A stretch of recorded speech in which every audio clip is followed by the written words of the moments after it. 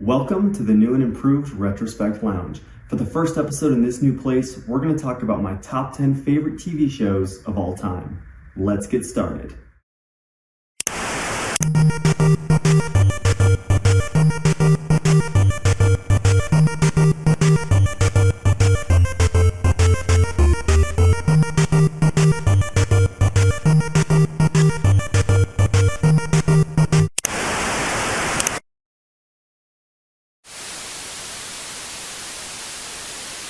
Yeah, cable is kind of shit nowadays. Ever since first getting into TV, there have been a ton of shows that I've watched over the years.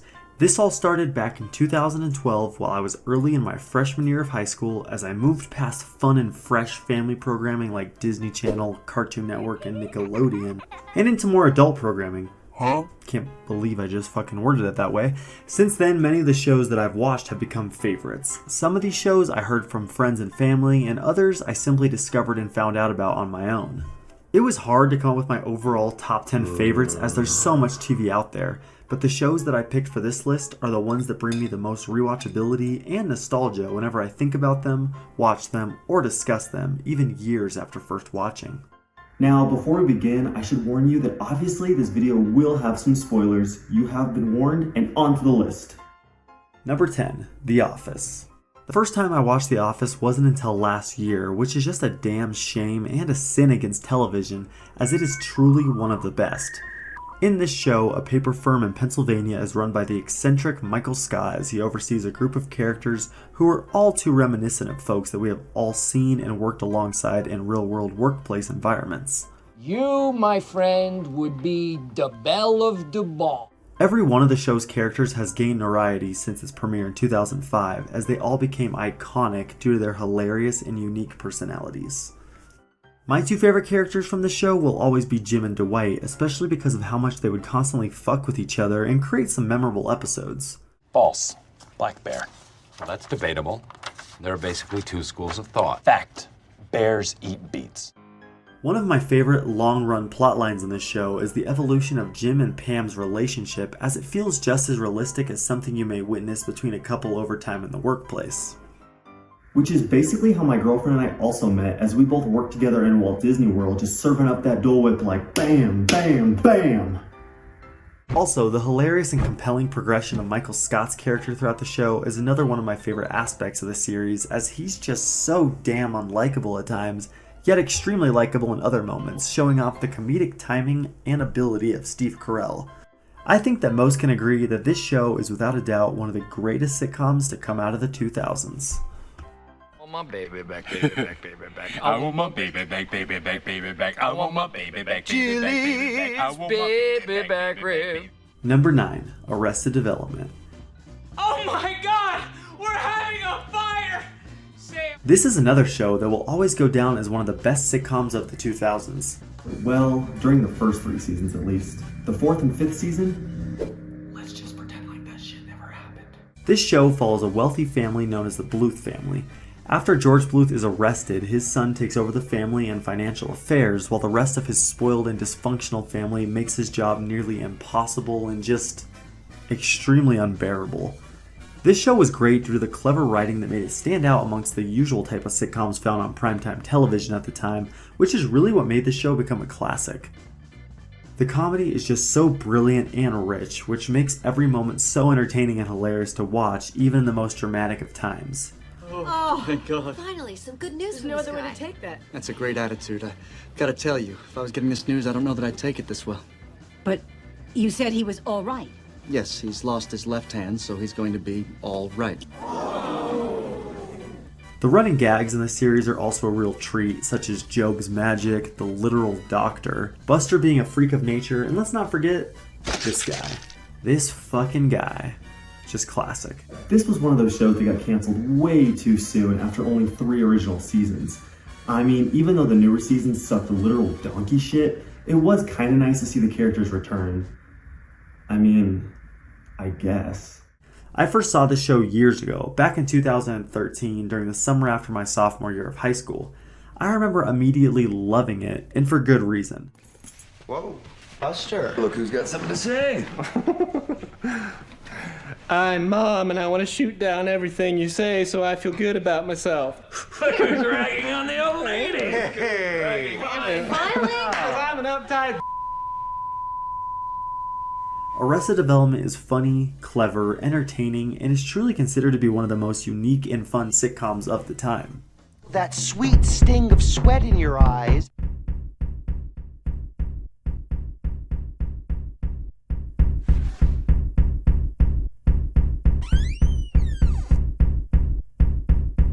As Buster, you can't do that on the balcony, buddy. Mom says it's too windy. Number 8. Friends. This series focuses on 6 friends who live in New York and love it as we witness their various experiences and daily mishaps in the city. The idea and plot of the show may not seem all that interesting today with all the other types of sitcoms we've seen since, but this show will always go down as one of my favorite comfort shows that still brings me the same joy and entertainment as it always has. When this show debuted in 1994, it instantly became a cultural phenomenon and an iconic show, and there's plenty of reasons for that. Between the 90s style and culture, the memorable coffee shop moments, and of course, the comedic joy of the characters, with my favorites being Joey and Chandler. Okay, buddy boy, here it is. You hide my clothes, I'm wearing everything you own. Oh my God! That is so not the opposite of taking somebody's underwear. Look at me, I'm Chandler. Could I be wearing any more clothes? Every time I watch this show, it brings back such nostalgic memories of first watching it and loving and growing with the characters over the 10 seasons of the series. By the way, as far as the Ross and Rachel debate goes, they were indeed on a break. I mean, let's be fucking real, guys. But it doesn't matter either way, as in the end, she got off the damn plane and they ended up together, bringing us one of the most well-done finales in TV sitcom history.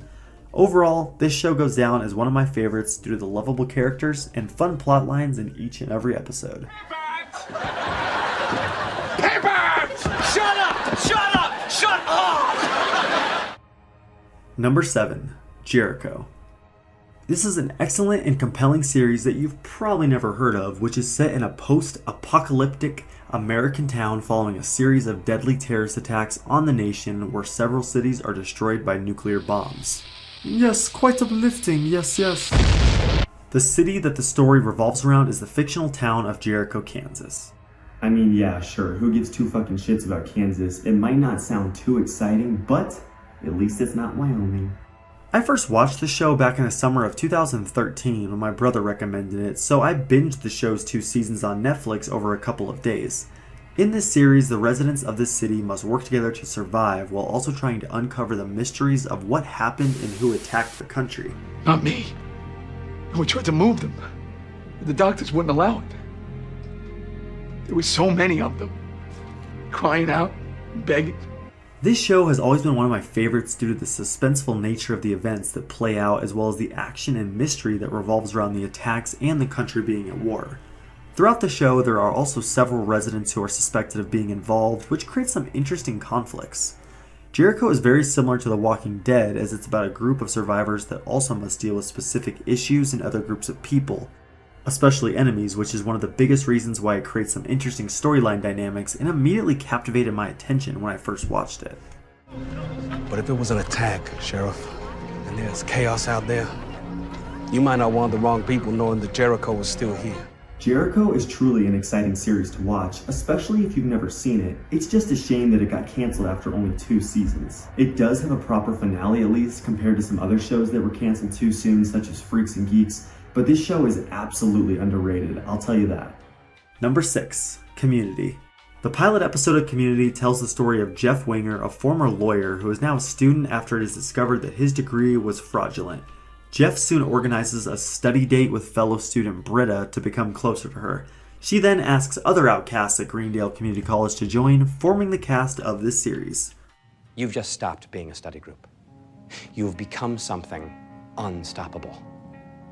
I hereby pronounce you a community. You suck! Throughout their various adventures and just fucking bizarre mishaps at the college, the group become closer and closer. The rest of the series follows these characters with very different personalities as they try to fit in and end up getting themselves into absurd scenarios and situations like this shit. The hell is happening here? A lot of the episodes were extremely fun and different, which is why the show has become one of my favorites ever since I first watched it a couple years back. And it's not just me. This show has gained a large cult following of fans that enjoy and embrace the wacky, unrealistic plot lines and events that transpire throughout the show, just as I do. The writing is clever, the cast is charming, and the show is just truly some damn good fun. Every episode feels different and fresh as it doesn't follow the typical style of a traditional sitcom at all. The writers truly struck gold with the characters and the comedic timing involved in this rare treat of a show. This better not awaken anything in me. With each rewatch, this series brings me more joy and laughs, especially as I pick up on more of the subtle, witty jokes and physical comedy that Community provides, as well as the various running gags. I was so happy to hear that a Community movie is finally happening too, and this is all due to the praise that this show has received from critics and fans alike. 6 seasons in a movie. 6 seasons in a movie. Abed predicted it. He predicted it, damn it. But that's cool. Cool. The paintball episodes though. Them shits will always be my favorites. Number 5, That 70s Show. Now, I've talked about the show a couple times in previous episodes of the Retrospect Lounge. Hell, one of these episodes was even an entire review of the show where I discussed my nostalgia and favorite episodes of the series too. So if you want to hear all my thoughts on That 70s Show and why it's one of my favorite series of all time, then go check out that video, because I fucking said more than enough. Shh. Link in the description. Number 4, Stranger Things. Guys!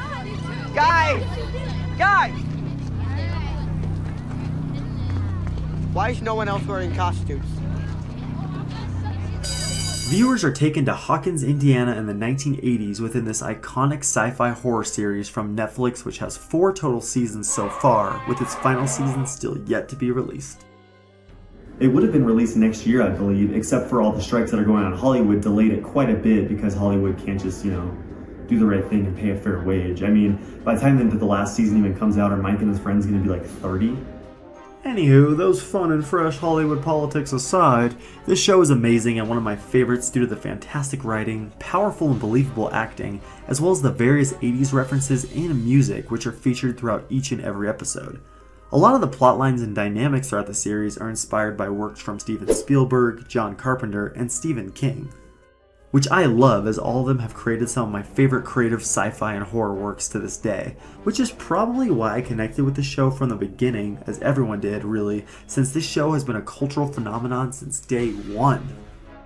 Stranger Things does an amazing job of providing a story that feels fresh yet familiar at the same time, bringing true nostalgia while creating something scary yet so fun. The idea alone is something that not many shows can achieve well, but the characters and the ever-evolving backstory make me fall in love with the show more and more with each new season.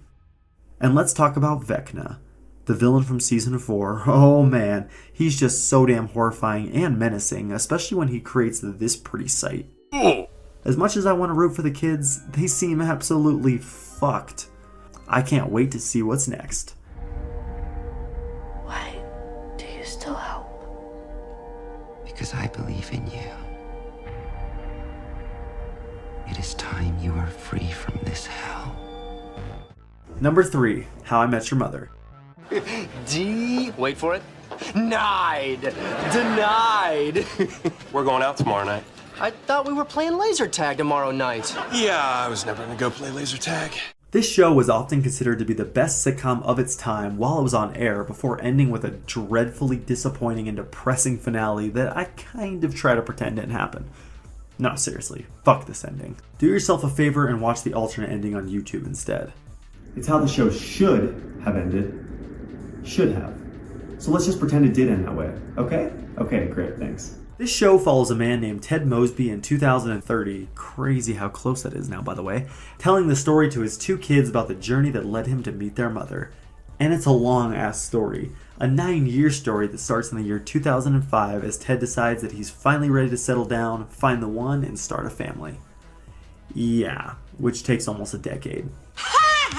Throughout the show, we see the full course of events that lead Ted to find Tracy, including the various failed relationships that he has over the years, as well as other comical and hilarious situations and plotlines. Some of the best moments come from the time that Ted's group of friends spend in the bar, as well as their apartments in New York City. This isn't March Madness. This is March meticulously thought outness. Your team lost 20 minutes ago. I didn't know they were playing today. This show was very similar to previous comedy ensemble series set in New York, such as Seinfeld and Friends, but the unique concept of the plot as well as the writing made this show a hit for years, as well as a favorite of mine.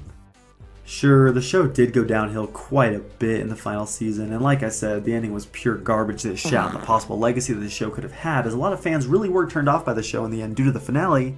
But, yes, there's a but here. Besides that, it's still a fun and entertaining series with plenty of lovable characters, and it's one of my favorite comfort shows, even after ending almost 10 years ago. One of the best parts of the show is that it's filled with pop culture references and running gags, some of which you won't even pick up on until you rewatch it later. That's because they lived them, Ted. That's because they lived the Star Wars. You gotta calm down. I told you didn't know this girl well enough. What if you show it to her and she doesn't like it? It's just a movie. It's just a movie.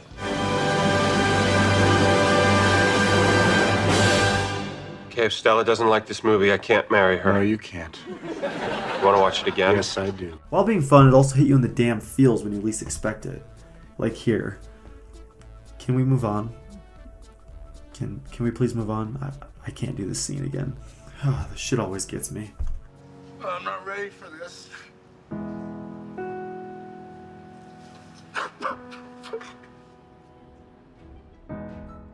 Up next shouldn't surprise many people. It's one of the greatest works of television of all time. It's beloved by many. It's critically acclaimed. It's amazing. I'm annoying. Let's get into it. Number 2, Breaking Bad. You got one part of that wrong.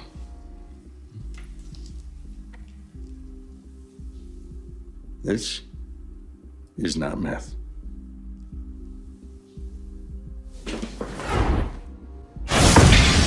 This show follows the tragic story of a former chemistry teacher named Walter White who discovers that he has cancer and decides to start cooking crystal meth to provide for his family's future. You know, just the fucking first thing that you think of when you get diagnosed with cancer. Time to get your hands dirty and cook up some hot, pure, fresh meth. Both Walter and his partner, a former student named Jesse Pinkman, become a rising cog in the drug empire within Albuquerque, New Mexico, which brings them many struggles, including encountering crazy-ass people in the business. Throughout the series, the 2 main characters change drastically, especially Walt, as he goes from a bit of a coward and a chemistry teacher to a villain himself by the end of the series. Run. This show had many twists and emotional events that I would have never predicted in the early days of watching the series. I love this show as it really delves into the idea of choices and morals in the way that it affects the future of the characters and intertwines with the story. Walt's actions truly affect everyone by the end of the show. The ending, just perfect. I couldn't have asked for a more satisfying and perfect conclusion to the entire series. It was so sad, yet provided everything that it needed to. I'd even say that it has provided more closure than any other series that I've seen to this day. Breaking Bad was by all definitions perfect. Now, as much as I wanted to say this is my favorite show of all time, I just couldn't, because it's not. There's one show that will always be my favorite, no matter what. Now, this list was pretty damn tricky-dicky to put together as I just have so many favorite shows. So before we move on to the number 1 spot, let's take a look at some honorable mentions that almost made the list but just didn't quite make it.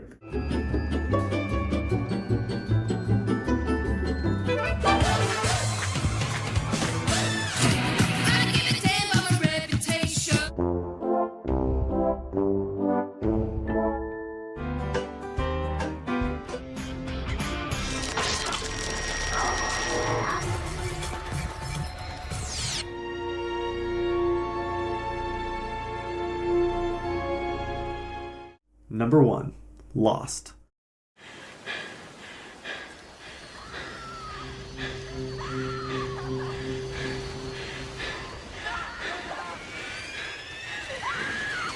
This series follows a group of plane crash survivors that are forced to work together on a seemingly deserted tropical island, only to soon discover that the place is much more than meets the eye, with its mysterious forces as well as the fact that they are not alone.